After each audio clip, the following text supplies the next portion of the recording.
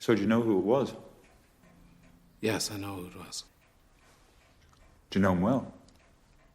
Well enough. Knowing this man as you do you think it was an idle threat? I don't know. I'm not sure. If you're not sure, means it's possible. Yes, I suppose. You didn't grant him absolution, obviously. You didn't ask for it. Well, there you have it. The man is not penitent. There is no contrition. He's threatening to commit a crime, not asking for forgiveness for one. The inviolability of the sacramental seal does not apply. You're saying I should go to the police? I'm not saying anything, James. The choice is yours.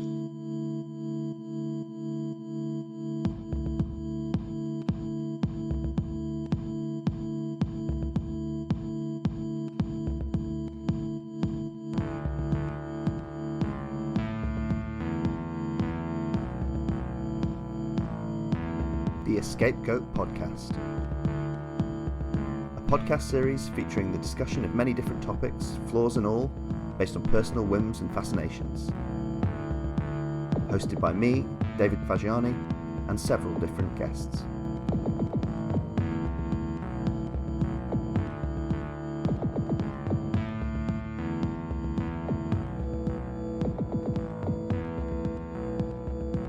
Welcome back to the EscapeGoat podcast, to episode 62.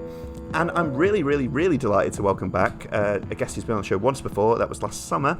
I'm absolutely thrilled to have back, particularly to talk about the movie we're discussing tonight. And that's Christine. Welcome back. Thank you much. How you doing, David?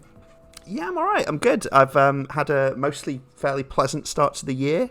I basically hate the winter. I'm one of those people. But I am liking that the nights are growing shorter and the days are growing longer again, and here in London where I live it's starting to be a bit nicer, and it's I've been having a lot more walks down by the river, and it's been pleasant. I was saying to Christine off mic just before we started recording that I moved to a new area of London like relatively recently, like within the last few months, and certainly whenever you move and it's like autumn, winter, and the nights are getting longer and stuff, that first spring is pretty cool because you get to do a bit more exploring and check out the local parks and things like that, and it just all seems a bit more worth it. It starts to sort of come into its own as a neighbourhood. So I'm really enjoying that. Can't complain. How are you? I am doing all right. I also moved quite recently to Rochester in upstate New York, so I hear you on winter because we're basically on Lake Ontario. I'm about 3 hours from Toronto, so one of the coldest parts of the country. It's like, I think you have to basically go to Alaska for colder. But in terms of like 48 contiguous United States, we're up there. Yeah, that's a proper winter. That's not the sort of winter I'm complaining about here. That's a proper one. Well, it's gray and rainy year round for y'all, so like you get to complain. Yeah, that's true. Yeah, we've earned it. And I think this is just sort of happening or coming into being. You made an announcement the other day on social media about this, but you've had some pretty good news, which actually will have come to fruition by the time this comes out later this month. So do you want to tell people a little bit about what you're going to be up to soon? Don't mind if I do. By the time this podcast drops, I will be an associate producer for 13 Wham, a TV station in Henrietta, New York. So at the age of 25, I am a television producer. That is amazing. Congratulations. Thank you. I'm very happy for you, and I know a bunch of other people are. That's astounding, really. And I've had a quick Google, so I've got a little bit of background, but just for any podcast listeners who don't know much about, I guess, the station particularly, and its sort of niche, and maybe a little bit more about American. It's a large topic, obviously, but like American local television, or at least where American local television is at, in 2024. Do you want to tell us a little bit about what they do and what that'll involve? Well, from what I can tell, like American television is kind of more atomized than British television, because like y'all have you have a BBC, you have an ITV, whereas we kind of largely have a bunch of like TV stations that are affiliated in some way with some larger network. Like Wham is not associated with George Michael, but with like ABC and the CW, because we have a few, major media corporations here that kind of embedded in sort of everything. The station is also operated by Sinclair Broadcasting, which is perhaps known as kind of a right-wing outfit that buys out, TV stations and media across the U.S. But as far as I can tell, this is one of the stations where it's more like we just use their equipment more than anything. So essentially, I'll be, my job will be coming to the station at 4 o'clock in the morning and writing, a ton of news scripts. So it's, I'm looking forward to it. It's, certainly. Yeah, that's my bag. That's my skills. But just I think I'm an appropriate amount of of excited and anxious. Yeah, no, I mean, I could understand both of those. It's a great opportunity. Is the studio you'll actually be going to for the most part? Is that like a relatively easy get for you? Like, is it quite near or? Well, I'll mostly have to carpool with people because I can't drive. So it's, but assuming that I can carpool or, God forbid, grab an Uber, then it shouldn't be too rough to make that happen. Yeah, that's fantastic. I mean, I don't drive myself, so I know that everything kind of has to work that way. You live in a country that has like more of like a relative safety net in public transit, whereas like relatively, as much as the Tories allow you to have one. Yeah, it's not felt much that way recently, but I take your point. It's we've still got sort of vestige of an excuse of a fig leaf of public transport and infrastructure, no matter how much they might try to extinguish the last remnants of it. But it's true. I mean, that's fantastic, and I think it's going to be really interesting to see what kind of mood I suppose you pick up from your new employers, and how kind of what the vibes are like in sort of local television now, given all the sort of challenges that, I guess, local reporting in general, but, given the challenges that sort of sector has faced in recent years, Yeah, it's, I mean, just given, like, how many, stations and outlets, have been, shut down over the past, however many years, like, print media is particularly in trouble over here, and, particularly getting bought out, because, just over time, you've slowly had, fewer and fewer corporations owning more and more, stations, because that's capitalism, baby. But yeah, it's, I'm certainly lucky to have, found, work in a increasingly, just kind of collapsing industry, because, I mean, like, usually, most of the people in this industry who get hired are these, rich kids who've done a lot of, unpaid internships because, they can afford not to work for a living. And I have not been able to do that, so I did one unpaid internship that I thought, you know what, screw you, I'm never doing this again. And for a while I was terrified that kind of hurt my chances of landing a job in the industry, but I'd done good work elsewhere, and, it turned out that was enough. I imagine, well, also, it's probably a bit of white privilege, given, the shape of this industry getting in, but, just how many trans women are getting in there doing this job, I ask you. So it's kind of a hell industry, but I wouldn't want to work, just in any of the other ones. Yeah, I think that's a great thing to celebrate. I must give you the contact details of my friend Kat Hamilton, who's been on this podcast a fair few times, particularly back in 2020 and 21 when I was sort of getting it off the ground. But she works and works in LA, and works as a TV editor, basically. Often, we're doing a huge, interesting range of things, actually, documentary making, both in the UK, when she was there, and in the US, and I'm sure she'll have a few things to impart in terms of, in terms of getting in, in at the start of things and everything. It's but yeah, if the EscapeGoat podcast can create helpful networks, then it'll be instantly more useful than 90% of podcasts. So that'll be a good thing. So essentially, like, we're turning this into an advice podcast for people trying to break into broadcast journalism and filmmaking, media industries. So that's what this is now. Yeah, I think so, yeah. Well, I mean, people making podcasts essentially for free need all the help they can get in terms of making sensible life decisions. So we should. This is true. We all need to hold each other's hand a little bit more through this time. But, Christine, I'll get. It's going to be a kind of fairly rambling one, partly because I'm still warming up in 2024, but, also because I'm not exactly sure where we're going to go in terms of the discussion tonight, but I do know what we're talking about. Because I wanted to talk to you. This came up last year, I think maybe even possibly slightly before we talked about the Straight Story last year, which was a pleasure, by the way. I got loads of amazing feedback about that episode from people who listen to the show and people that I know. Who were very impressed with your takes on Lynch and the Straight Story in general, and it kind of actually, apart from that being a nice thing and a nice thing to hear for me as well, a lot of Straight Story fans came out of the woodwork. So I was kind of like, wow. My friend was like, oh, I love that movie. And I was like, I didn't even really know you liked Lynch movies. And they're like, yeah, that one's good. And I was like, yeah, that's good. Wow, I didn't know about this. That's a delight. That's made my day. Oh, good. Yeah. I should send you more positive affirmation. But that's that'd be great. Please, just anybody who's listening. Generally, I'm not going to stop you from sending me positive affirmations. Like those are nice. Yeah, there you go. Well, brilliant.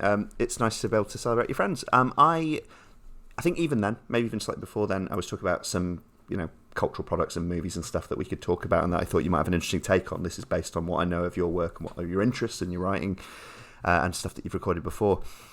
And one movie that came up quite quickly that I suggested, which I think you had not seen at the time and only saw recently. Is that right? When did you? Yesterday. Yesterday, great. I rewatched it yesterday.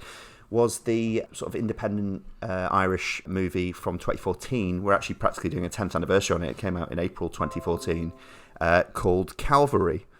I'm here to listen to whatever you have to say. I'm going to kill you, Father. Certainly a startling opening line. I was raped by a priest when I was 7 years old. Why don't you make a formal complaint? What good would it do? The man's dead. Things you hear in confessions these days. The mess people make of their lives. You're a very nice-looking young woman. This is my daughter, Fiona. But you're a priest. I was married before I became a priest. You can do that, can you? It would appear so. There's no point in killing a bad priest, but killing a good one, that'd be a shock. Could I have a word? Hope we don't get locked in here. We'll have to make love to keep warm. We have to ask ourselves, what does this man want? He wants to be loved. He wants to be admired. What do you see when you look at me? You see a sophisticated, eminent man in the prime of his life. He wants to be feared. Is this a police matter? No, it's a personal thing. What did you say you wanted it for, Father? I didn't say. Your church is on fire. It takes a lot of nerve to burn down a church. Unless there's a personal angle, nobody will have a grudge against your father, no? I'm going to kill you because you're innocent. Not right now, though. I give you enough time to put your house in order. Time is gone, you don't even realise it. My time will never be gone.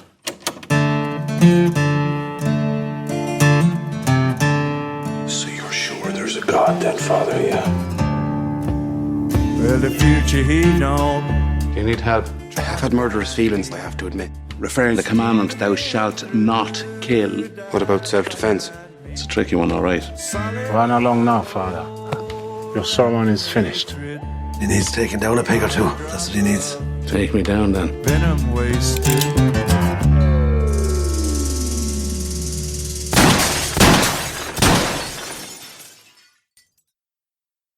I wanted you to talk about this for a range of reasons, really, but one of them is that I really like it. I saw it a couple of years after it came out, but in the mid-2010s, so I've had quite a few years now to sort of sit with it and rewatch it a few times and think about it, and it's sort of stayed with me, and I think it's percolated in my mind, interestingly. But knowing some things about your interests, both in movies and in terms of some of your sort of upbringing background, cultural background, particularly with Catholicism, I thought you'd be a really interesting person to talk to about it. So, for people who don't know, Calvary is, as an independent Irish film. It stars Brendan Gleeson, of many things fame, but most prominently, The Banshees of Inisherin. We're going to come back to that a little bit. And it's directed by John Michael McDonagh, written and directed by John Michael McDonagh. And John Michael McDonagh is, of course, the older brother of Martin McDonagh, who is The Banshees of Inisherin writer-director, and did In Bruges back in the day. And he's the more famous of the two, and probably was even when this film came out. Although they're both doing. Don't get me wrong, I'm not feeling sorry for John Michael McDonagh. They're both doing okay. he's in like 4 movies now, I think. He's in a ton of theatre. They're both very well respected. But there's an interesting level of dialogue between their movies, I think, in terms of the movies of theirs that I've seen. And I think maybe particularly, it's interesting actually, because last year I was lucky enough to talk to our mutual friends and collaborators, Kit Power and George Daniel Lee, about The Banshees of Inisherin. That was probably about a year and a half we recorded that ago. Now they were very kind and had me on their show when that was still quite a new movie and people were reacting to it a lot. And I think I'm correct in saying at that time I was the only one of them who'd seen Calvary, so we didn't go into it because we couldn't. But I mentioned it and as like being a sort of, I feel like retroactively, or rather Banshees has made it after the fact a companion piece or kind of an alternate take. There's sort of, there's little things in common between them, although obviously that wasn't meant when Calvary came out. But I think it's interesting to revisit now in the light of Banshees as well, even though they are two different brothers, obviously with two slightly different aesthetics and takes, even though they're quite twinned. So all that is to say, when you watched Calvary yesterday, can you give me a sort of big picture take on how you felt about it, and then we'll obviously start talking more details. It's funny. I don't think it was until a couple days ago where I, started researching these movies that I realized that the two McDonaghs were separate people. I just remembered, all right, Irish director McDonagh, and, just assumed, there can only be one. And then, looked it up and went, right, yes. I promise you, half the editing I do to this episode will be me taking out where you or me accidentally say Martin McDonagh and just, switching it around in the edit. But it's just some Microsoft voice suddenly saying the name, just, overdubbing. Martin McDonagh, just, really artificially, yeah. I've not seen In Bruges or Banshees of Inisherin either, which I plan to fix after this. But it's Calvary. I liked it. Good. Good. I hoped you will. I imagine there'll be more nuance to it than that, and I imagine you wouldn't have. Yes. There'll be things to talk about as well. I like it too, and I was very impressed when it first came out. When I got around to watching it, by a number of things about it, and one of them was the sort of dramatic comic tone of it, the darkly comic tone, I guess, of it, which made me laugh a lot. And because I get this with, I've talked to definitely people on the podcast about this before, that there's some, without making myself sound too idiosyncratic or iconoclastic or anything like that, because I think I have fairly conventional taste, really.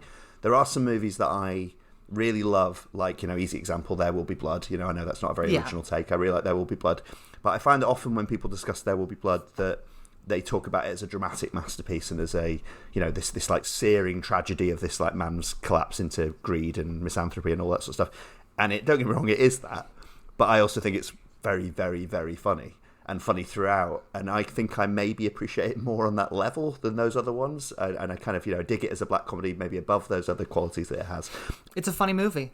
It's a really funny movie and it's a funny performance, and it wouldn't work if it wasn't, but I think people undervalue that about things. And I think Calvary, whilst it's got very overtly tragic and and terrifyingly dark aspects to it, and even some of the funnier bits in it are very, very, very dark, and sort of play with your almost like your horror, that you're laughing at this sort of stuff. I do think it's consistently one of the funniest movies that's maybe come out in the British Isles, essentially, in the last 20 years, because it certainly makes me laugh. And I rewatched it just last night, and it's probably the 5th or 6th time I've seen it or something, and it still makes me laugh a lot, and I think that's partly the wry performances all round, but it's also sort of maybe we could talk about things it reminds me of, obviously, in terms of Irish and British culture, but that sort of, to many of us in Britain, that sort of wry, familiar Irish comic tone, which it calls upon successfully, I think, which just really works for me. And I kind of wonder, before we get into more specifics, did you find the tone largely successful?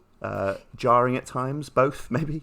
Oh, it's I got some good laughs out of it. I laughed quite a bit, throughout this movie. I was thinking, fuck, this is just this is a country that dealt with the Magdalene laundries, things like that. It's you gotta laugh about some really gruesome, dark shit. There's a reason that Ireland has put out both Calvary and Derry Girls,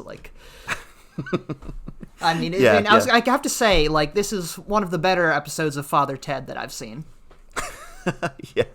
Yeah. They did Father Ted without Graham Linehan. It's great. Yeah, that's true. Yeah, they didn't need him, it turns out. I remember mentioning that it must have been 6 months ago or more. I was talking to you about Father Ted because we were talking about doing Calvary, and I was like, have you seen much Father Ted? And then I was like, I think the moment I typed that to you, I was like, oh, that's going to have a whole other range of associations for yourself and indeed for younger people in general. It's a funny show by Arthur, what's his name, and nobody else. that's the story, and we're sticking to it. Whereas Black Books was apparently because Dylan Moran's in this film, apparently Linehan actually had almost nothing to do with that. So that one is safe from Glinner. Yeah, it's strange, isn't it? Well, firstly, briefly, I've seen all of Father Ted and many times. So a lot of this comes across as quite reminiscent of it, particularly the relationship between Brendan Gleeson's priest character, Father James, and his subordinate priest, which is kind of, Ted Dougal. Yes. With Ted Dougal with a bit more edge to it, put it that way, bit less sympathy.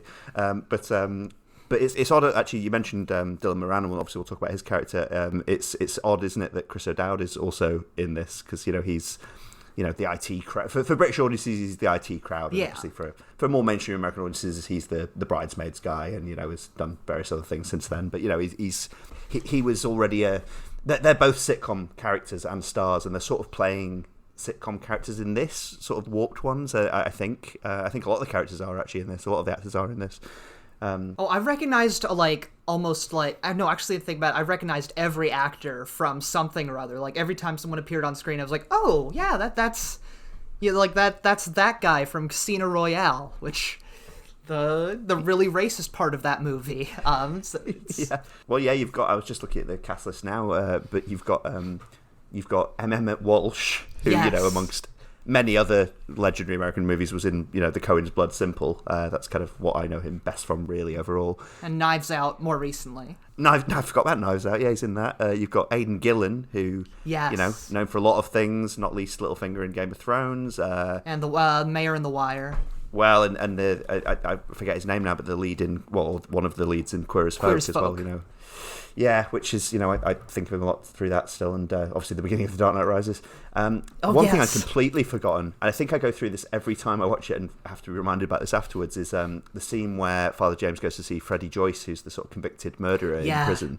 That's Domhnall Gleeson, Brendan Gleeson's actual son, who's obviously quite... I didn't know they were related. Yeah, Domhnall Gleeson was getting famous then. He'd certainly been in I think he'd been in like a Richard Curtis rom-com by that point, but he's doing a bunch of stuff, and he's now arguably pretty famous. I think he This is a year before he's in The Force Awakens. Oh, yeah, well, yes, I'd actually forgotten he was in that. That's obviously quite a famous thing he was in. Yeah, it's a little indie film called Star Wars.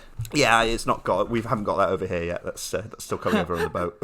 But you're right. There's a lot of actors, famous or cult favourites, who are bringing a lot of sort of associations to their roles in this. And Brendan Gleeson had already been in McDonagh's The Guard then, which I have seen, and I know less well than Calvary, but I have seen, and that garnered quite a bit of reputation, critical plaudits. I think about 5 years before this. And he was in that franchise called I don't remember what it was called. yeah, that one too. But yeah, it's got a lot of good people in it, and there's an interesting tone throughout, and I think. Although there's some characters who stand out who are definitely, deliberately in different movies. There's some interesting choices in that sort of thing. I'm thinking particularly of the sort of the younger gay lover of the publican character, who's just like on a completely different planet. Like he's in a pastiche, like an all-out pastiche of kind of like what we talked about before. Actually, those kind of like 40s noir films, like Mickey Spillane. He sounds like he's doing an impression of an SNL cast member's impression of Edward G. Robinson. It's funny. What I love is that although it's obviously very arch and stylized in terms of dialogue, it's a relatively realistic movie, but you can't really tell throughout whether he's quote unquote really like that. Whether that's his real voice. And I think there's one bit, we'll come back to loads of this, but later in the film, Father James sort of talks to him a bit when he's playing pool in the bar, and I think as he's getting under his skin a little bit deliberately and starting to make him drop the sort of comic persona a little bit, and I think you hear a bit more sort of authentic Irish coming through. Yes. There, it sort of drops a little bit, doesn't it? Just as he's getting a bit perturbed, and he's kind of like this cartoon character is almost like forcibly transitioned back into being a real person for a minute. Yeah, he's no longer in that. Yeah, it's I got fucked in the ass. Every priest. Well, if you drop the soutane, it's well, I bet you like getting pegged, eh, Father? Yeah.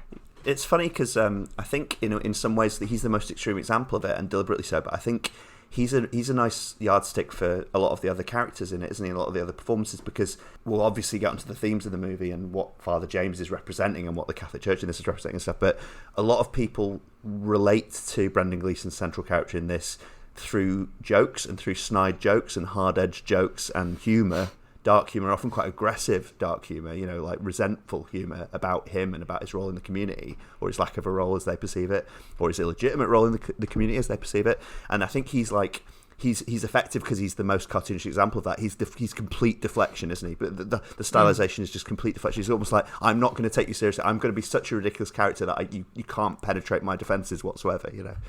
No matter how much he wants you to penetrate his defenses.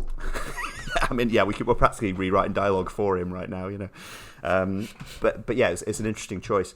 I think Brendan Gleeson in this is an absolute powerhouse, and I think it's hard to imagine many people getting away with doing this with such a sort of sense of sort of central authority and likability, but like genuine hard edgeness as well. Like he's a very, in some ways, a very attractive and clever, you know, and you know, moral authority bearing character, but he's also not necessarily a straightforwardly nice man. Or it's kind of like one of those things that reminds me. You don't want to bring up Doctor Who in every single podcast, but you know that, or it's not. I don't think it's even Doctor Who. It's definitely Moffat writing, but it might be Sherlock, where you know they're talking about that's maybe slightly hackneyed thing about the difference between being a good man and a bad man who needs rules to be good, you know, and that kind of difference, you know. Yeah. You get hints at Father James's darker or more troubled or problematic past, particularly his history with, you know, drinking and other bad behaviour, or, you know, less morally authoritative behaviour. And you get the idea that this is quite a complicated man who needs rules or needs to have a purpose, you know, don't you? Yeah, it's kind of, I think he's making that distinction between being nice and being kind. But yeah, it's certainly, you know, like the role of a priest is often, you know, just like mediator between, you know, God and the community. Whereas like one of the truths that this movie gets at is like, you know, often, you know, the priest is, you know, as much a seeker as everyone else. And like what, you know, Father James, you know, does in this movie is, you know, he's faced with all these different, you know, social dilemmas. Are not the sort of things that you're primed to deal with, you know, in day-to-day life. I mean, where he's clearly, you know, just, the priesthood is, you know, one way of, you know, just him dealing with his own shit, with, you know, getting widowed, with his alcoholism. And he's kind of, you know, just turning that outward, certainly. Yeah, no, definitely. And I think it reminds me a little bit of that kind of difference between, what's the old sort of aphorism, you know, love the sinner, hate the sin. There's a lot of him trying to love sinners in this, don't get me wrong, and I think it's ultimately quite a redemptive and hopeful amongst the other things that is a tract about the, you know, trying to keep loving the sinner and maybe the, you know, the salvation involved in that. But there's a lot of hating the sins in this as well, isn't there? And I use that sort of not to reflect my own judgments, but kind of what comes through from Father James's character, because he deals with, you know, characters, you know, straight and gay in this who are promiscuous, shall we say, you know, and he seems to have certainly a sort of, you know, a complicated relationship with that being displayed in front of him, put it that way, from characters. He deals with people who overindulge in certain things. He has a pretty much openly contemptuous, as much as he can be as a kind priest, towards Dylan Moran's character, the banker. And I want to come back a bit later to talking about the sort of historical context of this movie in terms of the last big recession before COVID. 2008, yeah. Yeah, exactly, and particularly in terms of the impact on Irish culture, because I have a little bit of, I'm not Irish myself, but I have, you know, I've had Irish friends and partners, and I know, you know, like a lot of people do, I know a bit about how it impacted Ireland specifically, and I think this is very much, amongst the other things this movie is, it's a very interesting document of what Ireland was like and felt like at that time in its history, and what, you know, what the recession did to it. It very much transported me to that particular geopolitical moment, and that is a lot of what I look for in movies, since I'm very much a geopolitics gal. So I was just thinking like, oh, okay, there's bits of history here that I know about, some that's new to me. So yeah, well, it's a very angry movie, I think, and although it's a very, well, you know, to say it's a forgiving one is almost an understatement. It's kind of all about that, you know, but it's got so much anger in it, and it's very interesting the way it conflates. I don't think in a bad way. It combines and mixes together like paint colours, I suppose, like the anger about the Catholic Church in Ireland and more widely, and the anger about the banking crash and about sort of politicians' failures more widely, because it doesn't quite mix them up. You know, you don't get a banker figure who was also an abusive priest or anything like that. You know, you don't. It doesn't posit some sort of conspiracy theory where, or not quite anyway, where you know these things are being done a little bit and crimes are being covered up. deliberately as part of the crash or by bankers, but although it comes quite close to it. I think when they're talking about Dylan Moran himself as an ex-banker in this, or a fallen banker or a shamed banker or whatever, is a penitent banker, I suppose you might say, is talking about how nothing will ever get changed. The politicians in Dublin, they're not going to change any of this. They're not going to bring anyone like me to justice, really. And we in the UK and in Ireland and across the world, we kind of know how true that was. But it's interesting, isn't it? Because as a film that's primarily the sort of headline of this movie is it's directing anger at the Catholic Church, or it's channeling anger about the Catholic Church into something quite interesting. It's also got a fair amount of the financial crash built into that as well. That checks out. I figured there was more, to the financial crash aspect than I was seeing as a Yank. So that, yeah, certainly, it's a movie that's very much about the confessional, because I guess kind of the core of Catholicism, its most literal sense, because, the word Catholic means universal, is seeing all people as contiguous. So, as a priest, he's taking on, all the sins of his church. Father James is, rather. So he's kind of the one who takes that calling seriously. And so the sins of the church, both, financial, sexual, the failures in tending to its flock, that's like, he pays for that. And I think in some sense, one of the most interesting parts of the movie is that in some sense he seems to be fine with that, because he kind of seems to spend the movie, it's called Calvary, walking, to his cross, just understanding yeah, this is the cross I chose, and, at the end of that road, comes a death. So that's rather, tender, nuanced, and actually darkly funny view on the priesthood that you wouldn't get out of say American cinema or even British cinema. I don't think I've seen anything quite like you're just yeah, you're a priest, you're gonna get murdered, shit happens. That's a distinctly Irish look at the world. Well, you know what, maybe, in the second half of the podcast, I kind of want to return to talk about some of the more specific characters, but actually you've given me a good in there, and I kind of want to talk a little bit about the sort of genres that this plays with, and the ways in which Father James sort of embodies different genres, and the way what the film's doing embodies different genres, and maybe this will turn into a one-upmanship or one-up-personship thing where we both try and name as many genres as we can that it dabbles in.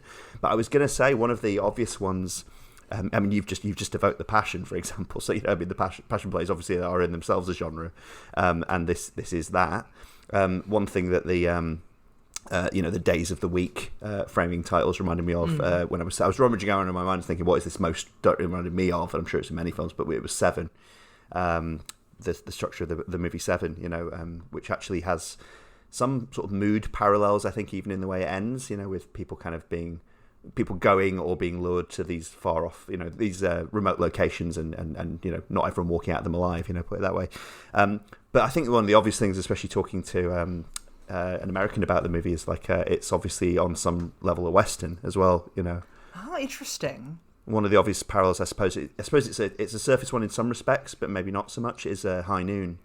Oh yes, just almost rounding up the town, almost. Yeah, because it basically, it starts very strikingly, I should say, for anyone who's not seen the film. Spoilers from we've already done spoilers, but spoilers from here on out even more so.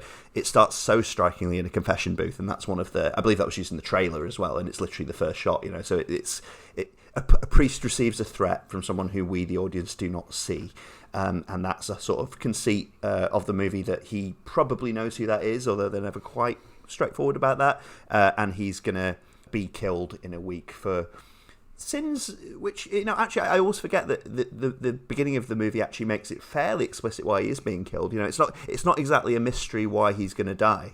Obviously, the character who eventually does kill him expands on that a little bit in the finale, and you could say that expands on it in a more veiled way throughout the movie. But it's all pretty much laid out on the table, really. It's kind of, he's going to kill him because he has well-earned beef with the Catholic Church and with the priesthood. He's going to kill him not because he's particularly guilty, but it even says, because you're a good priest, because that's a better story, because it's more dramatic, because it's an art stunt in a way. It's kind of there is a sort of element of John Doe to it, in Seven. There is, I'm going to do this because not necessarily because it's right, but because I want to do it and because I know this is the way to make a splash in doing it. But that is the threat at the beginning of High Noon as well. It's like, the gangster is coming to town. You have a day or a week to get your affairs in order, and then you go around and talk to the town about it, or in I suppose in Father James's case, sort of fail to talk to the town about it, really. So yeah, I think that's there. It's in there. Yeah, I can definitely see the High Noon aspect. I think it's a better movie than High Noon, which is not one of my favorite westerns, I must admit. I generally, I'm a big westerns gal. Last time we talked, actually, I was binge watching, a ton of westerns, especially while recovering from wisdom tooth surgery. So that's... Yeah, I can see certainly the Western, aspect there. That I was mainly thinking kind of noir, actually, in that the whole, aspect of, the, just the mystery is mostly the trial of the detective's soul, the long dark night, as it were. So, I was, thinking, quite a bit of, that sort of Hammett-Chandler sort of deal. Would Bogart have done this role? I don't know. Just, Guyana's in South America, or just... Yeah. Well, we talked about how some of the dialogue apes, noir detectives deliberately, and I think there's certain scenes where it's unignorable, where he first goes to see the mechanic character. Is it Simon, who's going to see a mechanic at a sort of low rent garage, and he even flicks a cigarette at him in that scene. Sam does, that's right out of a sort of bogey movie, I think that's there. Although it's interesting, isn't it? That the High Noon thing I'll get out of the way straight away. This is not about Father James asking for help nor being denied help. It's not it's not that kind of movie. He doesn't seem interested in asking for help, or doesn't think he'd receive it, or doesn't think he deserves it. Who knows? He talks to the bishop, obviously, and we'll talk a little bit more about that as well in terms of how much he goes to the formal institutions of the church that are in theory above him. But in terms of the noir thing, it's also interesting, isn't it, that he's not really... We alluded to it already in the opening scene. He's not trying to solve a mystery, really, is he? We think he knows, or at least he's comfortable in what he knows about this potential killer. He's not really trying to find anything out. You could say, if he's playing the role of a detective, he's trying to find everything out about everyone else in the community, really. He's trying to... Solving the community. It's where, kind of this holistic detection, as it were. Holistic detective agency, yeah, that's what this is about. Yeah, it's that's very good. I suppose, yeah, you could get flighty about it, I suppose, and say he realizes in that moment, or maybe he's been realizing for years, that a crime has been committed against the entire community, and that's the crime he's trying to solve. That this specific thing has been laid out in front of him, and there's no real mystery to what the killer wants to do or why he's targeting him. It's that he realizes maybe in that moment or in this process that the whole community is hurt and scarred, and that includes not just the people who've been living in the community for years and years and years, but also his daughter. And I really want to talk to you about his daughter, actually. I think that's a really interesting aspect to the movie. But yeah, he's trying to solve maybe more than he realistically can solve in a week, but maybe he sort of realizes that he's been neglectful in his own way. He's making up for lost time. Yeah, which, I mean, I've seen a lot of absent fathers do that. People who... in their old age, realize they've kind of screwed up, and so try to, make right with their children or grandchildren. That's a common instinct. Giving that to a priest specifically, the word father is, it's a double job. It's a very insightful look at, just what being a priest in that community is like. Yeah, and I think it is, and I think it's funny, actually, Absent Fathers would probably be another good alternate title for this, really, wouldn't it? Maybe a bit on the nose, but then Calvary is, if anything, even more on the nose. Yes. But yeah, the thing about... You talk about priests and what's expected of them, and this kind of community, and what they see themselves as being in this sort of community. I think amongst the other historical things in this movie, or social, cultural things in this movie, it's a really fascinating look at where the priesthood was at, in circa 2010 and after 2010, because...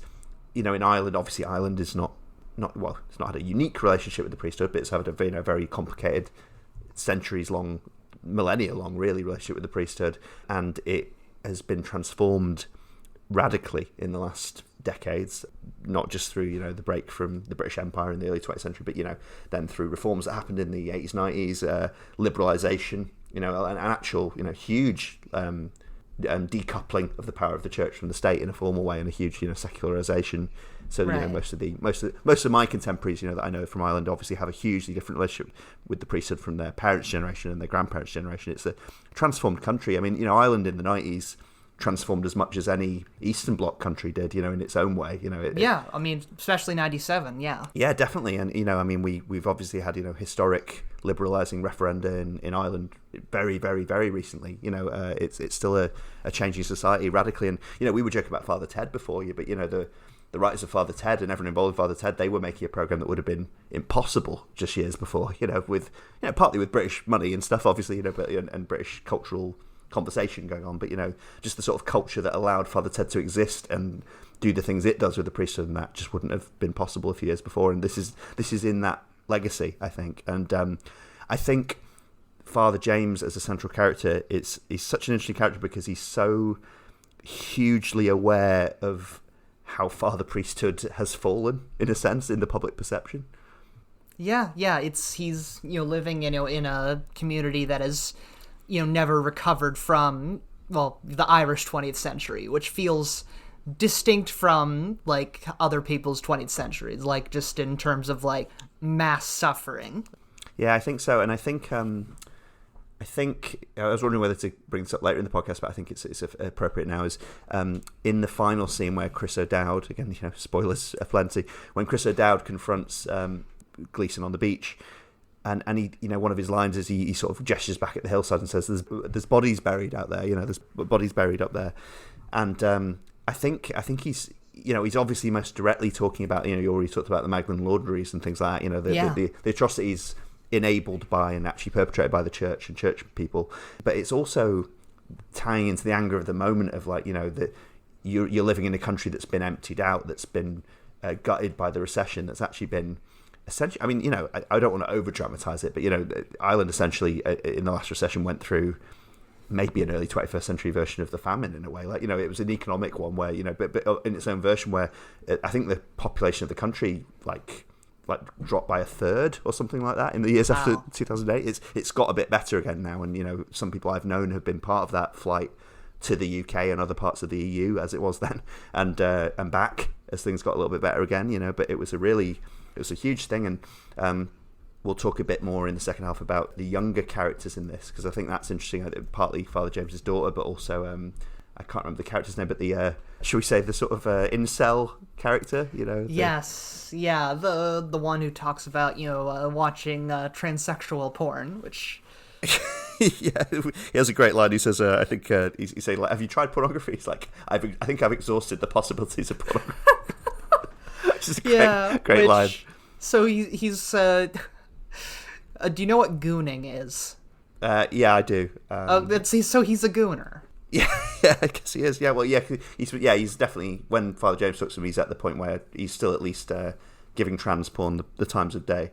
So, like, to anybody who's listening who's just had to look up what gooning is, I'm sorry. Specifically, I'd like to apologize to Jack and Kit. That's good. I'm sure they'll appreciate that. No refunds, by the way, for this podcast. Whatever Christine says, no refunds.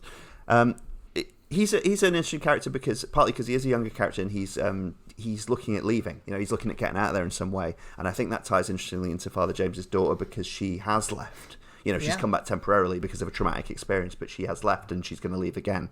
It's not a town for young people. And I think this is where it interestingly ties back into years later McDonagh's brother's movie The Banshees of Inisherin, because that's also that's about an even more isolated community. This is mostly shot in sort of Sligo, in kind of the northwest of the Republic, kind of further north. Yeah, northwest, and kind of, I mean, actually kind of latitudinally on line with what we call Northern Ireland, and kind of right up in a very isolated part of the country, but not actually an island, whereas Inisherin is set on an island. But it feels, I mean, Calvary kind of feels like an island, doesn't it? It doesn't really feel like it's connected to the mainland of anywhere, really, in terms of the way the characters interact with things. I'm not sure it's on planet Earth. No, it might not be. As we say, it also dances through the genres. But I think the people in this community's relationship to the legacy of the Irish trauma, I suppose, and various sorts of trauma, is slightly different amongst the younger characters you see, isn't it? Because they do seem to want to get out or have already succeeded in getting out and are going back out. It's not like the incel character is like, well, he's certainly far from a well-balanced, rounded person, but something, he almost seems a bit wiser than some of his older peers in that he's like, wherever the solution lies here, it's not here. I need to get out of it. It's kind of terrifying, actually, isn't it, in terms of what we've seen of incel culture in the last sort of decade, that he's, talking quite casually about wanting to kill people, and join the army because that's kind of, what does he say? It like gives you a bit of an edge. If you actively fantasize about killing people, it's almost like having a master's degree or something like that. Yeah, it's like Gleason's saying like, I always thought that people who just to join the army in peacetime must be a psychopath, or pardon the absolutely like horrendous Irish accent there. But no, I'll be doing a bit of that as well. Don't worry. And there's actually, there's a dialogue there, isn't there? There's a staggering, there's a stairway there because of Gleason going to see the character called Freddie Joyce, who's played by his own son, as I mentioned before, who is a murderer, who is a psychotic cannibal murderer. Yeah, well, there's some. I thought there were two bits that reminded me of Thomas Harris in this. Put it that way. And one of them is that scene, which we'll come back to in a sec. And one of them is one of the scenes where Father James goes to talk to the bishop, because the bishop has all these. They're talking about theories about Jack Crawford. Exactly. It was exactly that kind of thing. And the bishop's got all these theories, and he lays out the sort of personality types who might be doing this in looking to kill a priest and everything. And Father James is just like, I think you read that in a book, didn't you? And he's like, you're right. There is something very Harris about that whole bit. Like, it just, what? This is kind of I think, like they mentioned it, Father James is kind of a Will Graham, Clarice Starling sort of character, like the person, like relative outsider who just kind of stumbles through this landscape of death, just kind of exploring the nature of it, but perhaps is more at peace with what he's saying up to a degree. And also, like, the worst thing that Will Graham comes away with, at least in Red Dragon, not in the TV show, I think, is facial disfigurement. Which is kind of what Father James goes through at the end. Yeah, he does, and it's Freddie in prison is obviously an extreme example. He's talking to him about the sort of traumatic murders that he's committed, and I think the women specifically that he's hurt, or girls that he's hurt, and they have a conversation, which is one of the sort of more, I guess, like overtly philosophical dialogues in it about, if God knows Freddie, if God can know Freddie, and Father James has that great line about, well, if God doesn't know you, I don't know who could, like that kind of thing, which is not quite forgiveness, but it's something like that. But I think it's such a violence-laced community as well, isn't it? Because I was thinking, I was talking before about it's a noir, but the detective isn't trying to solve anything. That almost extends to the leftover mysteries in this, doesn't it? Because I remember the bit where, at the end when he's talking to Chris O'Dowd on the beach, and he says, exactly, he says, you didn't have to kill my dog, and Chris O'Dowd's like, I didn't kill your dog. He seems genuinely like, not even outraged, just kind of confused. He's like, that's no. It's like it's just like, what do you, like, I'm not a dog, like, what kind of monster do you take me for? I think he says, I love dogs. Like, I was like slightly annoyed. Some of my best friends. Yeah, when he has a gun in his hand about to shoot someone at the time.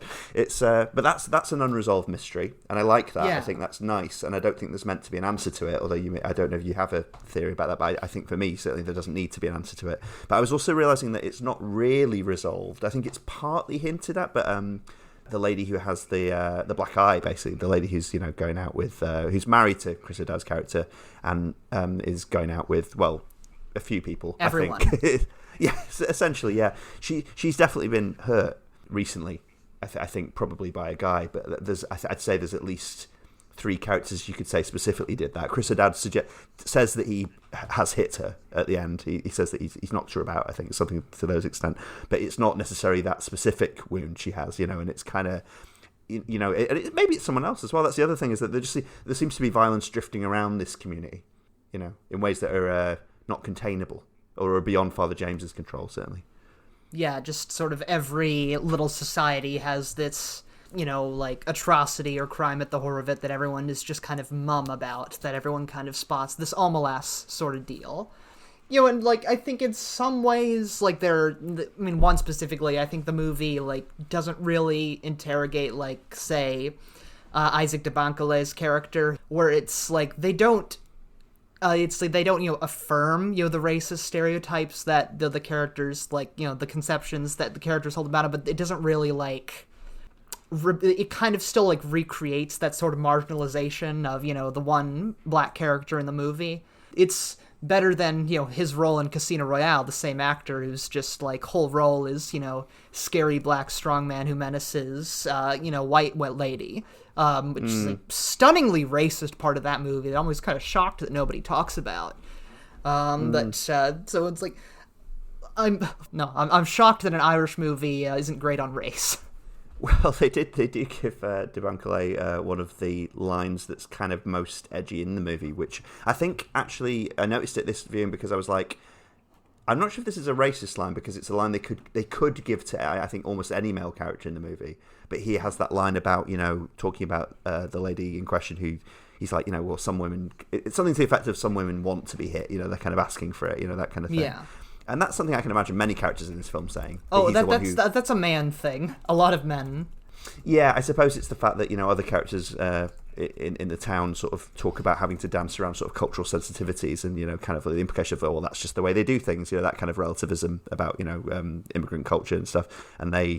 But they do give him that line where they're saying, well, this guy is maybe not the nicest person, and maybe he does have some pretty backwards attitudes to women, as many guys from many places have, but they give it to the black character, and it's an interesting choice, Yeah, it's an odd aspect of the movie that which I feel like just has more problems than, say, some of the other ambiguities that So do you have any theories about the dog, or? I don't think. Well, I mean, no one has seen. I don't think anyone's seen to actively dislike the dog. So I don't think there's a smoking gun in that sense. I don't think I remember anyone being actively annoyed by it or having an issue with the dog being there. I mean. Wait, who gives him the gun? Well, he gets the gun for the writer, doesn't he? And there's that kind of for Emmett Walsh's character, and that's how he obtains it. You mean how does Father James get the gun? Yes. Like, and he doesn't he suggest, like, for your dog, because that's that's right. So it's from the ex-police character, isn't it? So he's meant to have easy access to guns because he's a retired policeman. He's the guy who's going out with the younger guy. So yeah, that's how it's accessed. I think it's just meant to be that there's enough psychosis going around low grade in that community that anyone could be angry at a dog. Anyone could want to kick a dog or worse. Collective psychosis almost. Yeah, and kicking down as well. Like this is such a dejected community and such a traumatized community and such a impoverished community that you do kick down, don't you? Often in those situations, and communities kick down, and a dog is the lowest one. Really, it's. I mean, I remember the first time I watched this movie, and on rewatch the other night, I was absolutely. As someone who just in the preamble to this podcast said I don't particularly like dogs, I was absolutely demolished by Gleeson just breaking up over the dog's death. When he's like crying for Bruno and everything. I was just like, it's quite a short scene, but just how much he falls apart in that moment. When he's been holding it together so well, in other circumstances. I mean, dogs getting brutally murdered is sad shit. Yeah, no, it is, and it's treated as seriously by the movie.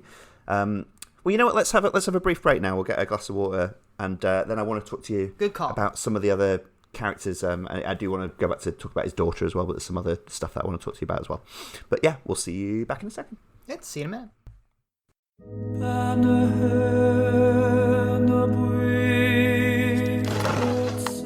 I'm here to listen to whatever you have to say. I'm going to kill you, Father. I'm going to kill you because you're innocent. Not right now, though. I give you enough time to put your house in order, make your peace with God. The word Calvary is about suffering for other people, on behalf of other people, taking the pain of other people and suffering through it for their sake. Who would walk to their death? Who would go to meet a person who has promised to kill them? Well, Jesus did that. In a lot of people's minds, a lot of Christians' minds, the word Calvary automatically connotates the last 7 days of Jesus' life, and specifically his crucifixion. Calvary, the film, follows this priest over 7 days of his life as he moves to a place where he is faced with a choice to essentially sacrifice himself or to turn away. You've got a man who's essentially good, going against the current and trying to stick to his ideals, and it's not necessarily the ideology of the church. There's a man who believes in such good values in a church that sometimes has misunderstood what those things mean. What you have are the people in the Gospels. We're seeing them in this town. Because wherever we go, we encounter the same population that Jesus encountered. People who are trying hard, people who are failing, and other people who are searching. So you're sure there's a God then, Father, yeah? I'm asking because I'm having doubts myself, like. I'm having a crisis of faith. You're supposed to be a beacon of hope, so then they go to the beacon of hope and then they could throw muck at it to see can they put it out. Don't be going away mad. I'm an awful messer. But that's the struggle, is to keep shining through it. And sometimes it becomes almost impossible, but this guy keeps going. What's your name? Get in the car. What were you saying to her? I wasn't saying anything to her. Father James's burden, I think, is two things. I think he carries the burden of a broken church on one shoulder, and I think he carries the burden of a broken world on the other. And I think he's trying to somehow heal both of those and trying to use one broken system to heal another broken system. Run along now, Father. Your sermon is finished. At some stage I began to think, this character can't take any more.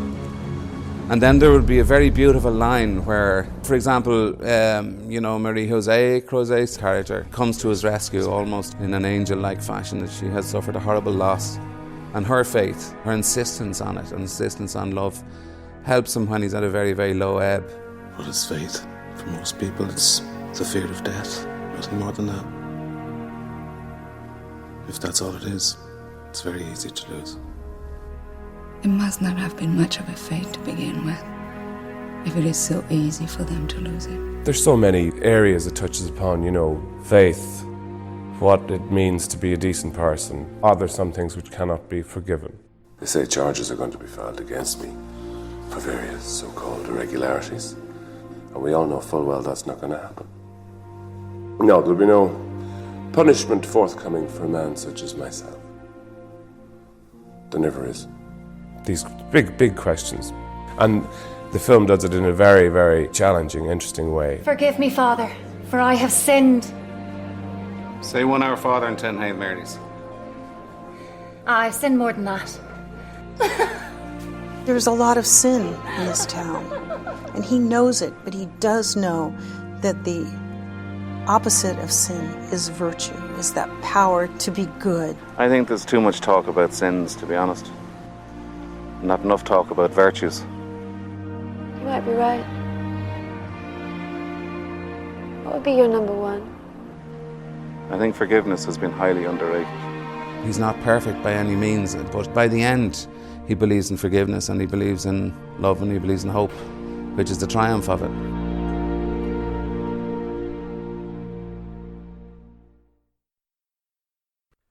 And welcome back to the show. Christine, I'm aware we've been talking about Calvary for a while now, and one of the reasons, apart from your general perceptive faculties and opinions, that I asked you to do this is because you do, of course, have a background with Catholicism, in your own life, and have I think, an interesting relationship to it now in your young adult life. Would you like to just tell, because I know people listening to this will have varying, either will not have heard you or read your stuff before, or some will know it quite well, and there'll be a whole spectrum there. But I know, see, we'll put that right. That's another fine for everyone listening. But basically, to an extent that you're comfortable with it, would you just like to talk to the audience a little bit about your own background with Catholicism and where you kind of find yourself these days with it?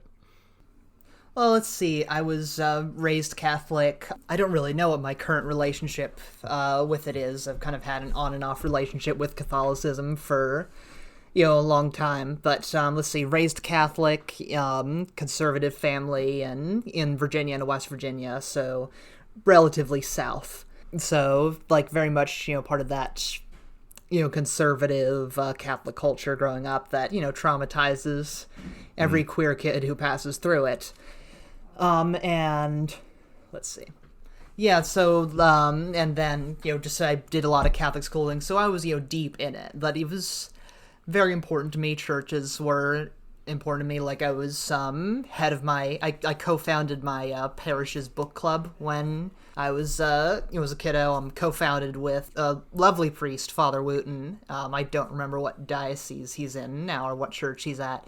But I was blessed to have some really good priests in my life when I was growing up. For all the trauma I do bear, from a Catholic upbringing, like, I'm lucky in that priests did not contribute to that. I was surrounded by some truly wonderful ones that Father James kind of reminded me of, folks who just see their mission as just being the shepherd of the flock, rather than to lead a megachurch, anything like that.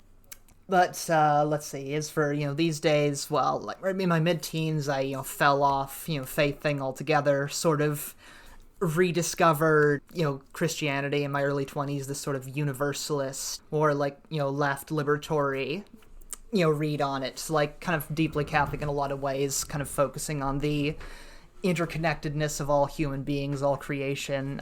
Then, after a personal loss a couple years ago, kind of faith capered off again, and so these days I don't know where I lie. But just whenever I watch a movie like this that's so intricately about Christianity, particularly Catholicism, I find it does speak to me on a very deep emotional level that I have some trouble articulating, where it's like, I don't know exactly what's speaking to me here, but like, this is just familiar, like something, like it actually made me think about just going, looking at the churches in the area. So it's complicated relationship. I don't know what state it's in right now.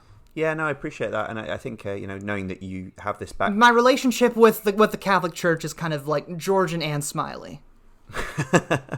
I like that.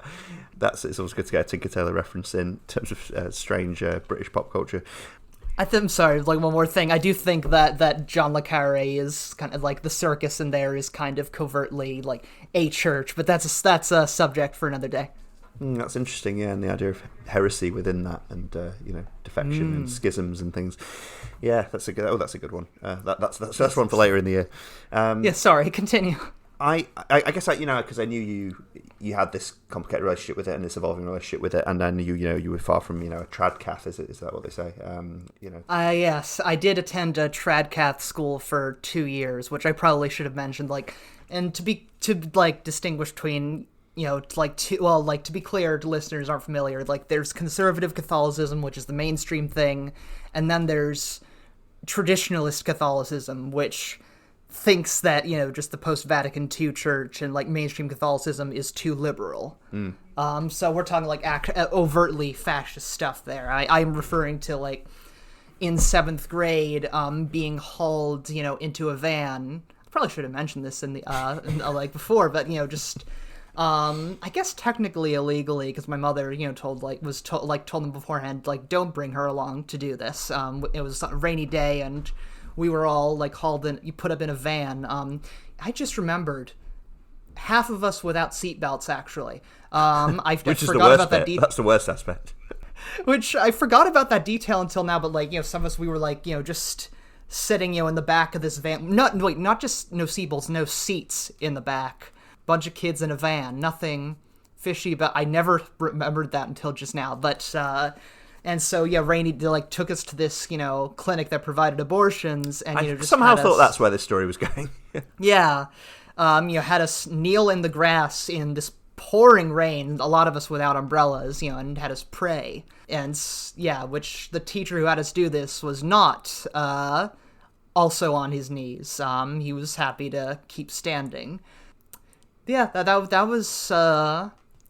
That was a fucking moment in my life, and just every time I kind of revisit it and realize, like, oh, there's something more there. There's one more, abomination that I just didn't recall. Like, I forgot about the whole packing us into a van without seats thing. If they ever make the Christine Kelley movie, which I hope is in the works, is that the pre-credits scene? It's if they ever make the Christine movie, I'll probably be dead and have been like, just murdered or something, because that's who they like to do biopics about. It's people who get murdered, and then they'll, mangle Or not even just murder, like died tragically, and then they'll just mangle their life into, just whatever, like, horrific, saccharine hagiography they want to turn it into. And I might be talking about the worst film of all time, Bohemian Rhapsody, but I could also be talking about many other films. I didn't even have the heart to see Bohemian Rhapsody. I just read so much, like, cringy, awful stuff about it. I was just like, I don't think I could even stand to make up my own mind on this one. I'm just gonna steer clear. It is like I actively mistrust anybody who says they enjoyed that movie. Like, somebody tells me I liked Bohemian Rhapsody, I actually start to dislike them a bit. Sure, yeah. Well, veering back to Calvary, but I'm glad I talked to you a bit about that, because I think it'll sort of. Yeah, no, I think because I think it'll focus my mind a little bit on things to ask you as well in the second half. But I wanted to talk to you a bit more about some of the characters in Calvary that we have not really talked about specifically yet. And one of them is Fiona, who is playing Father James's daughter.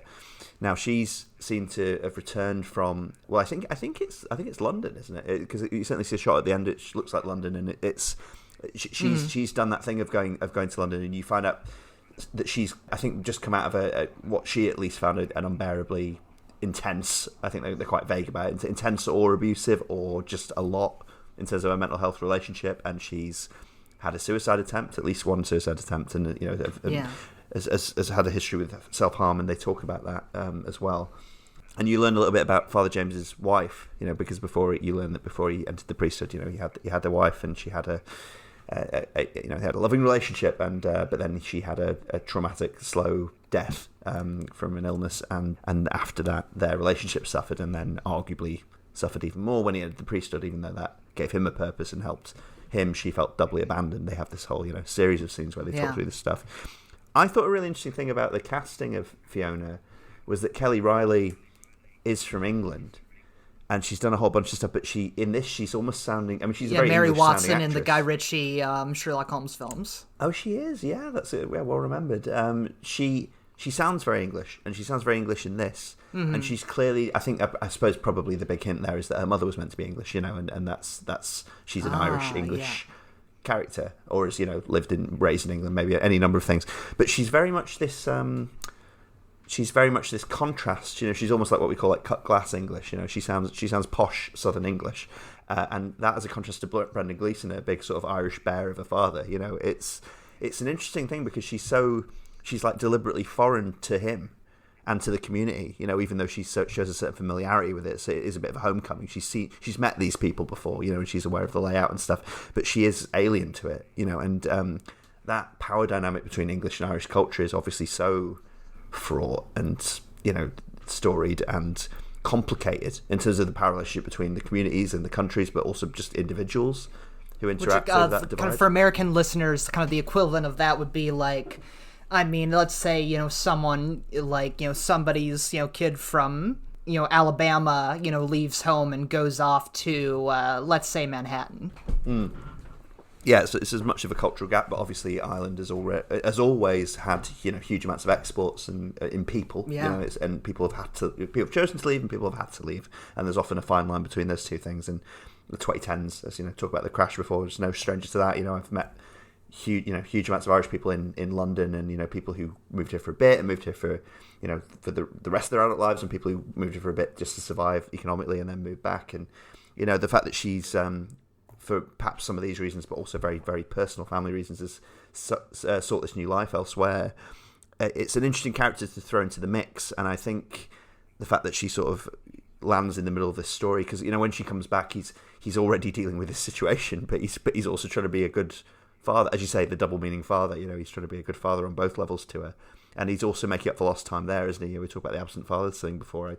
I thought she was a really interesting character, and some of the dialogues they have are amongst my favourite bits in the movie, just the way they interact in dialogue, Yeah, it's the whole relationship is, like strong, because it's, his one linked to this part of his past. Like, there's kind of a sense that, this town is like, properly like his return to the first act of his life, where, just his daughter is kind of the second act. And This all actually reminds me of a Monty Python sketch with, specifically, it's the kind of invert the dynamic where it's like, this artist father, resents his son for going off to work in the mines. Hampstead wasn't good enough for you, was it? You had to go pouncing off to Barnsley. It's his writer's cramp. Yes, I do remember that one. No, that's a good point. And I think, the fact that... there's the whole thing about self-harm. There's the whole thing about wanting to remove yourself from the world and feeling so bad that you want to remove yourself from the world, because obviously that's a big thing in general for anyone to talk about, and for any parent and child to talk about. But I'm sure they can relate on that, removing oneself from the world. Yes, indeed. And, for someone who's approaching their death, as he sees it, it's a really interesting one, but and also it's obviously a very Catholic conversation to have, or, someone who's come to Catholicism. I really like the line, it's so simple. I mean, it couldn't be more simple, but, when she says that, he says, like, how could you do that to yourself? Essentially people care about you. And she's like, well, it's my business, it's my life to use as I see fit. And he really thinks about it for a minute. He just goes, true, false. Yeah. It's both, and they both seem to acknowledge in the moment. That's a really great way to respond. I must bookmark that as a way to respond to people when they say something deeply complicated, just to sort of acknowledge that I sort of both deeply agree and deeply disagree. Yes, but actually no. Yeah. Well, I think, and without one overpowering the other as well, because I think he does directly acknowledge in that moment that she is right and she's also wrong, and the whole film's kind of about that, isn't it? That this community must matter, and in a sense must be forced to matter to each other, because the entropy, I suppose, in the community is that they are all in their own little private traps and bubbles, and they are stopping caring for each other, or stopped caring for each other a long time ago, and he's not happy with that. He doesn't want that to stand, and I actually really related to that moment, because I've had I'm not of a I mean, I have some religious background in the sense of just living in the community, growing up in the country I grew up in. But I'm not religious overtly in my adult life, and I don't worship and all that sort of stuff. Mm. But I do have quite, I like to think anyway, strong opinions about how people should look after each other. And I don't always live up to them, but I certainly think about it a lot and try to look after people that I care for and other things like that. Mm-hmm. And it actually really struck me, because I think that's how I feel about people who.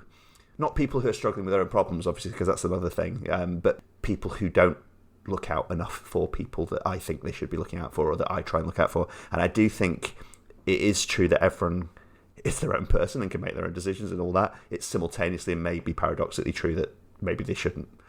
You know what I mean? Yeah. It's complicated stuff, That is something that I think this movie gets at, where it's like, just... Father James is noble in the way he tends to his community. He's also ultimately just giving up himself. Like in some key ways, this is bad for him. What he's, what he's doing, because he is ultimately walking to his death, and so just kind of that nobility of self-sacrifice, coming up against, hey, don't you deserve something better? And Father James just kind of going, Yeah, well, it's also the idea of leaving the people you're meant to be looking after with or caring for, isn't it? Because obviously he's about to do that, he thinks, and indeed he's right.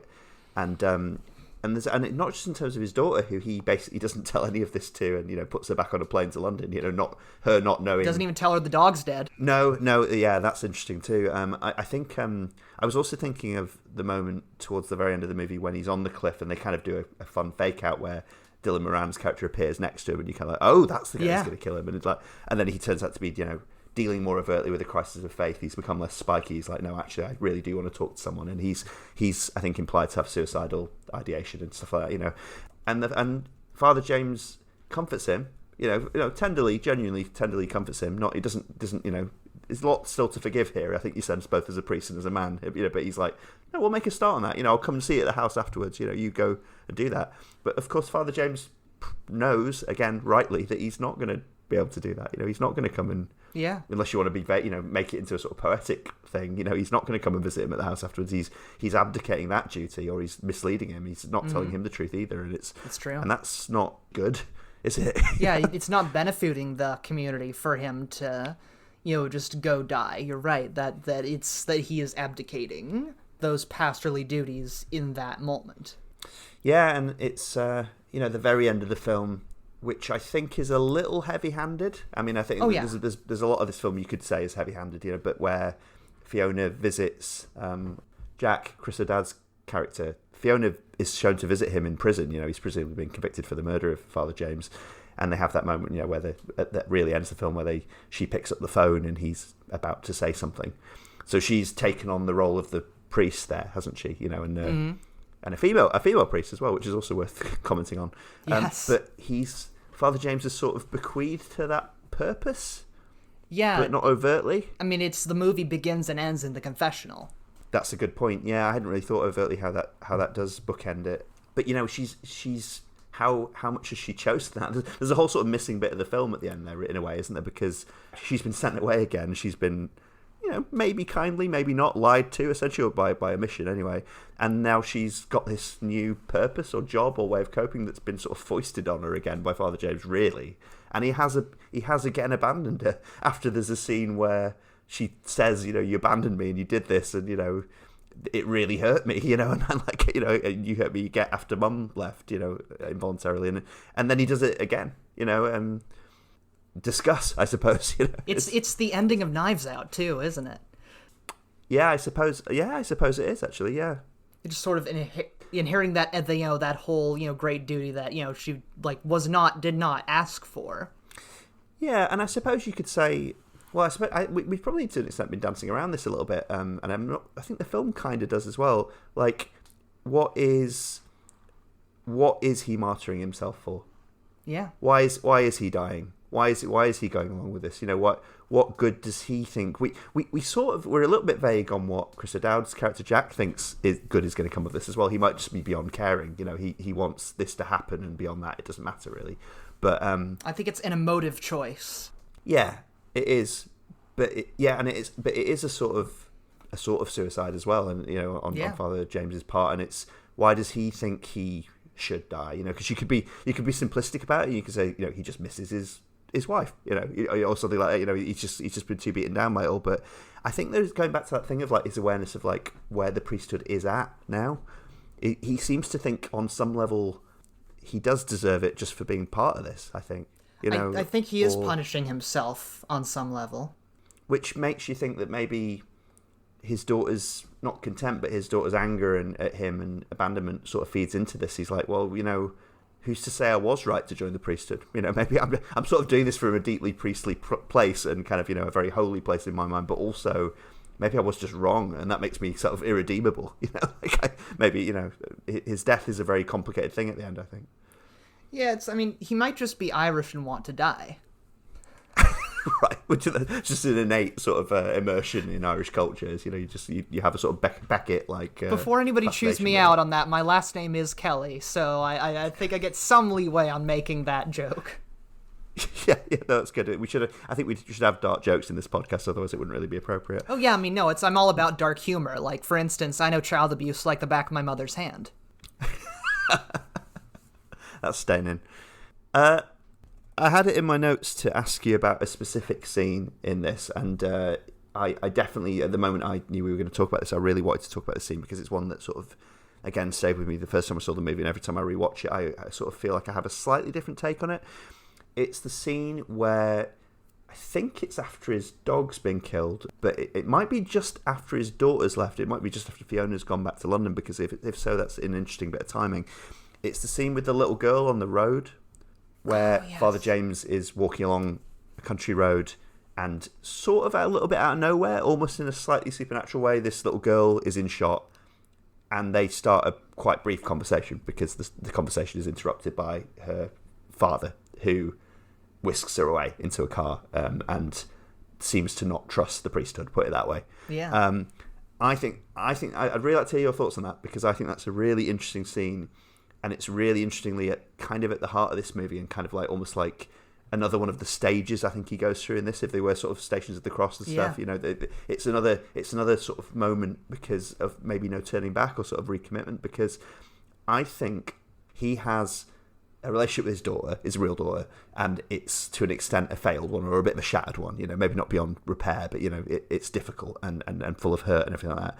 And here is this little girl character who is, young, innocent, not traumatized yet by any of that life stuff, almost like a restart opportunity, you know, like metaphorically, like here's this fresh daughter who he can now be nice to, and you could just say he just likes kids as well, you know, he just has this nice attitude, he just likes talking to nice little kids, you know, and sort of being a kind man and being able to have that. Snatched away because, you know, just the priesthood has betrayed, you know, like the Ivors so badly that, you know, just assume that this father assumes like must be nefarious, you know, must be down to harm, so realizes, oh, my ministry is impossible in this context.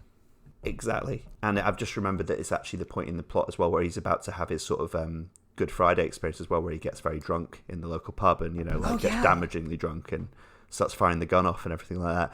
So it really is this kind of, it does break him, at least temporarily, you know, in his resolve, in his vows, certainly in his sobriety. And I think it's really interesting because I don't want to, I'm not trying to do this sort of edgelord thing where you try and go for the sort of darkest interpretation possible of anything, but I think another interpretation that I thought of when watching the film, I'm going to try and sort of choose my words carefully here, but also just try to express what I mean. So Father James has been shown to be a character who he's not a non-sexual character. You know, he gets when the local lady's coming on to him, he, you know, saying very flirtatious things to him, still with a dark edge and a confrontational edge. He gets that, and there's that moment when he's in the pub and he says that thing about getting down on your knees, and she picks up on it. She's like, "On your knees, is it?" And sort of, you know, gets that there's a slightly flirtatious edge to what he just said, you know, and he's not immune to expressing that, even though he's trying not to. And I think there's an interpretation where that little girl is offering, should we just say it, a form of temptation to him? And you could just say it's just the tutelage, it's just the innocence, it's just that. But she's also, there might be something appealing to him about that little girl.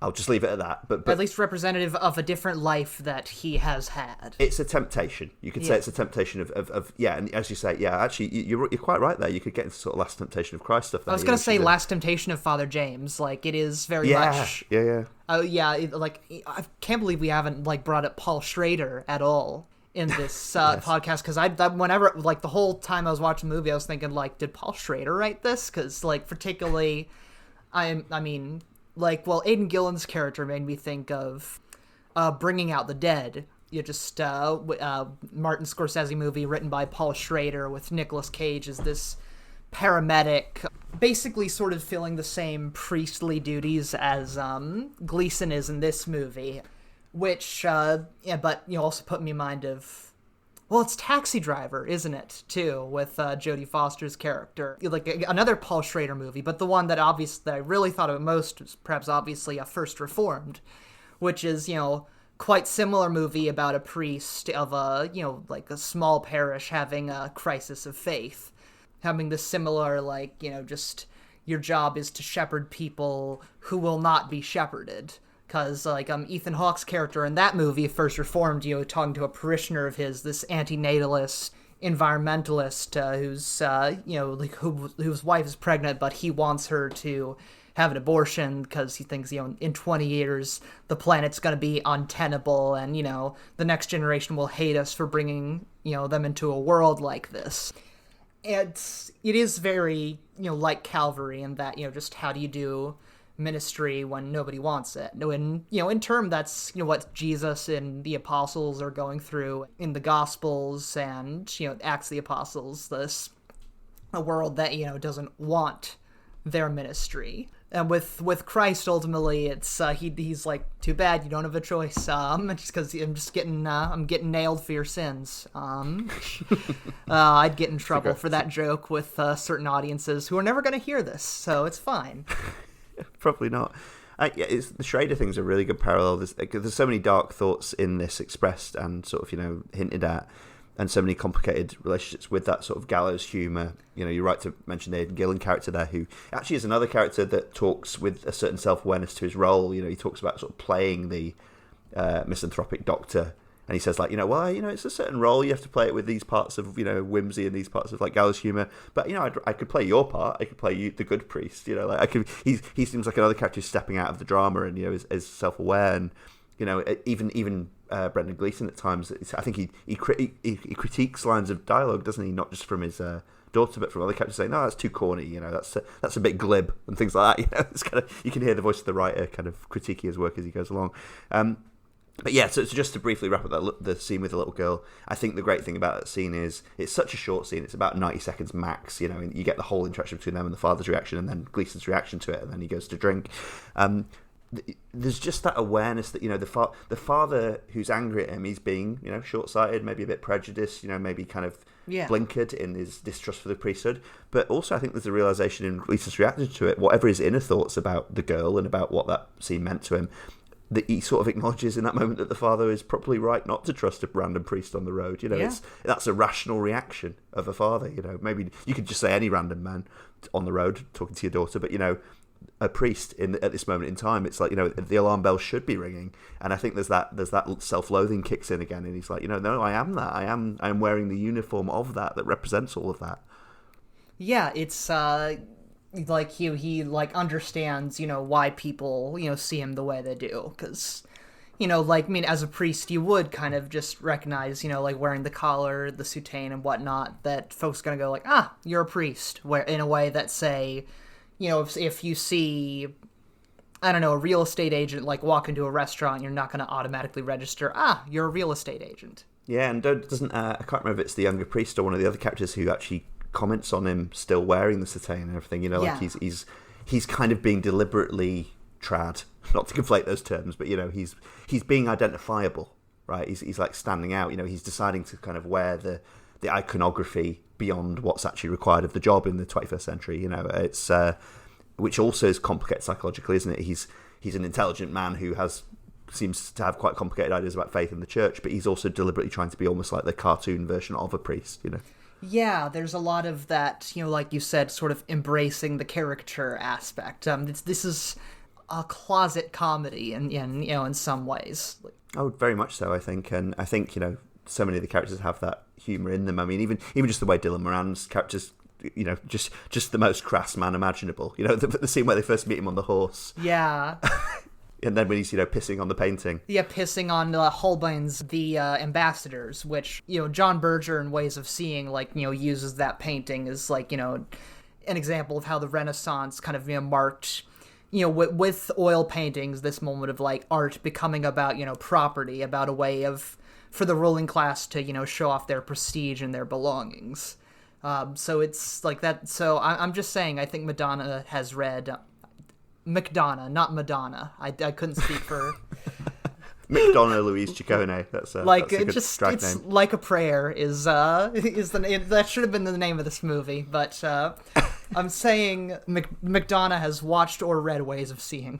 Well, that's a great catch. That's a great art insight, and actually, I think Like a Prayer is probably up here with Calvary in terms of artworks that you could analyse in terms of this kind of thing. You know, yeah, Christine, I'm going to give you, because we're going to wrap up quite soon, I'm going to give you, like, time for final thoughts yourself, but I actually just thought I didn't have, like, a deliberate kind of last train of thought to give to you here, but I just think, given where we've sort of danced around here and what the ground we've covered, I thought it actually was appropriate to bring up the Straight story again from last year, because I seem to remember that in that we talked a little bit about Alvin Straight being on his own kind of version of the Stations of the Cross and going through his own kind of farewell tour, you know, kind of knowing he doesn't have long left. And, you know, obviously the threat there is more natural than homicidal, but, you know, he also has a daughter an adult daughter in the film, and is going on a journey to meet with someone, you know, at this end point and everything like that. And I think there's some obvious parallels there. And I was wondering if maybe, like, subconsciously, when I wanted to talk to you about the Straight story, I sort of twinned it with Calvary in my head. I didn't consciously do that, but I wonder if maybe I was detecting some of the same things in it. You know, this kind of this father figure. I mean, it's even sort of, you know, a bearded father figure, isn't he? You know, kind of doing the rounds and working out what the role of an older guy in this society is. You know, and it's there's an interesting parallel there. I mean, he does meet, you know, a young girl on the road, you know, the Alvin Straight does, and, you know, just advises her, except, well, I think he's has less of a ministry, and, you know, just, I think that like, his path is more about, you know, himself and his brother, because although, like, ultimately, I think there is a lot of guilt at the core of both, you know, Richard Farnsworth and Brendan Gleeson's characters. I didn't see it, but I can, you know, like, hearing you talk about it, I can see the overlap. I suppose older guys who've lost a wife as well, you know, that which you know, we talked about it last year, didn't we? The real Alvin Straight at that point had not, but the movie version of him did, and it's there's that kind of, I guess guy, widowed guy looking for purpose and sort of refining that purpose with a ticking clock, I suppose. There's that aspect to it. Yeah. Do you have any sort of final thoughts about Calvary or anything that sort of brought to mind on this first watch? I think I like it more after the conversation. Like it's I walked away quite respecting it, and as we've talked about, I think like, oh, you've made me want to go watch it again. For like as apprehensive as you were about coming back and doing a podcast after 500 years away, you've definitely gotten the gears turning for me. So it's I do want to watch that and watch it again. Oh, that's really good. That's really good. And I think I'm actually be really interested to know what you think, not only of any other Michael McDonagh movies that you watch, but also of The Banshees of Inisherin by his brother, because that would be. I know a lot of people would want to know what your thoughts were on that, but I think watching Calvary and then Banshees, that you'll definitely see some similarities and some ways in which it bobs where this weaves, and it makes some different choices, but they're interesting parallels. Well, in that case, would you like to tell people where they can find your work, and if necessary, get in touch with you? Let's see. Well, I prefer that they find me online. Just don't come to my house and just say like, "Hey, you told me to find you on the podcast." No, I meant find online. So disclaimer there. But you can find me, on Twitter and Blue Sky at Ballardian Gorse. You can also find me on Patreon, I believe, under the same name.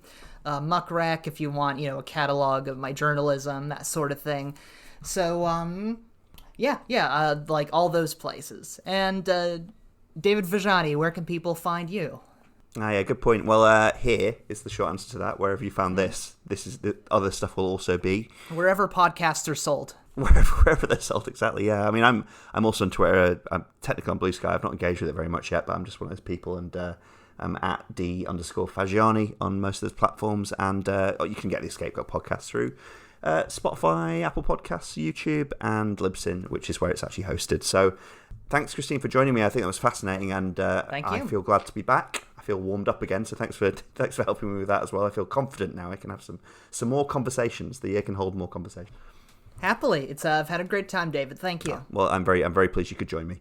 Thank you, everyone, for listening, and we'll be back again before too long with some more episodes. See you soon.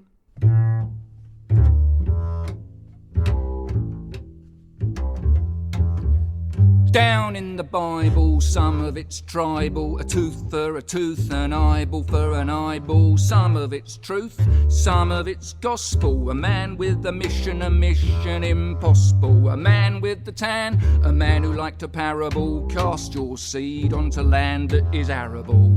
A stony field and the yield will be terrible. Born in a manger, born into danger. Don't take gifts from any old stranger, especially if it's gold. Especially if they say you've been specially selected and they found your address by following a star with a couple of mates who got gifts as well, unusual gifts. Just tell them thanks but no tar. Did he have a sweet tooth? Did he have a sweetheart when he was a youth? Did he do some street art? He had his staff to help him with his walking. He had his staff to help him do the talking. He had his path, it never had a fork in. He made a lot of sandwiches and none of them had pork in.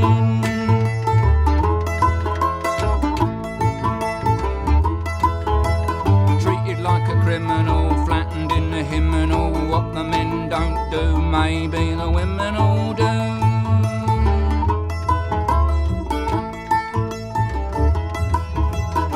If you had a party, he knew how to cater. He could feed a party with the one potato. Don't go thanking me, mate, credit the creator. The wine's all gone, son, don't you worry, mate. Let me have that water for a moment, would you, waiter?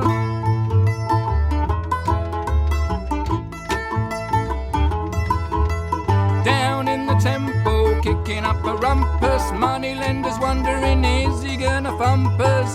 He don't like us, is he gonna lump us? Spilling our blood all over our new jumpers.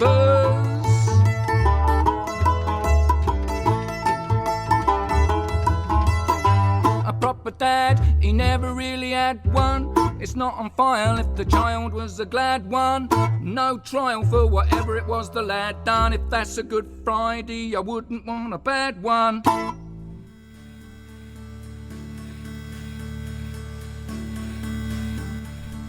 You've been listening to the EscapeGoat podcast, hosted by David Fagiani.